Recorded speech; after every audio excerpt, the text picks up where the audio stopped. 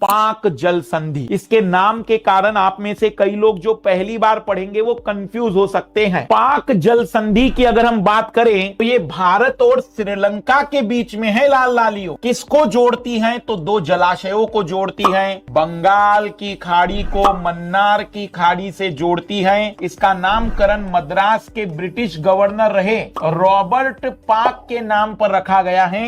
मद्रास में उस जमाने में जब अंग्रेजों का शासन था, जो मद्रास था वो ब्रिटिश प्रांत हुआ करता था, तो वहां के गवर्नर रॉबर्ट पाक के नाम पर। दूसरी है, पहली तो है भारत से जुड़ी, दूसरी है मलक्का।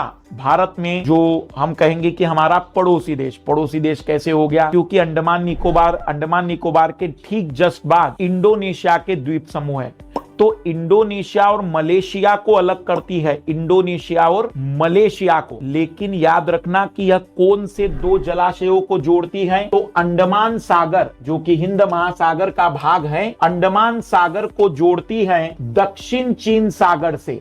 तो अंडमान सागर को दक्षिण चीन सागर से जोड़ने का काम कौन करता है? मलक्का। बाब अल मंदेब यमन और जिबूती के बीच में मिलती है, यमन और जिबूती के बीच में मिलती है। लाल सागर और अदन की खाड़ी को जोड़ती है। लाल सागर और अदन की खाड़ी मतलब हिंद महासागर को लाल सागर से जोड़ती है। फिर ऐसी एक और वहीं पर है हार्मूज जल संधि। देखना किनको जोड़ती है? तो पर्शियन की खाड़ी, पर्शिया की खाड़ी को ओमान की खाड़ी से जोड़ती है। पर्शिया की खाड़ी का पानी ओमान की खाड़ी में आ पाता है, क्योंकि यहाँ ओमान कंट्री है। तो ईरान के बीच में और यूएई के बीच में आप कह सकते हैं, ओमान और ईरान के बीच में ओमान की खाड़ी को फारस की खाड़ी से जोड़ती है।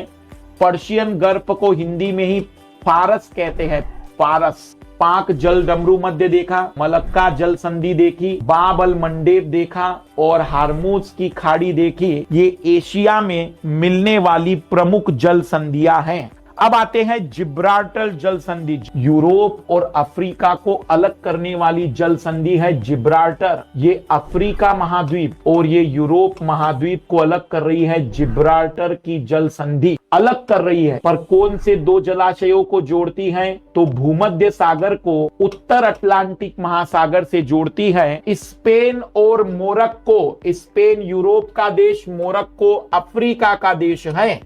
स्पेन और मोरक्को को अलग करती है। अटलांटिक महासागर को भूमध्य सागर से जोड़ती है। यूरोप को अफ्रीका से अलग करती है।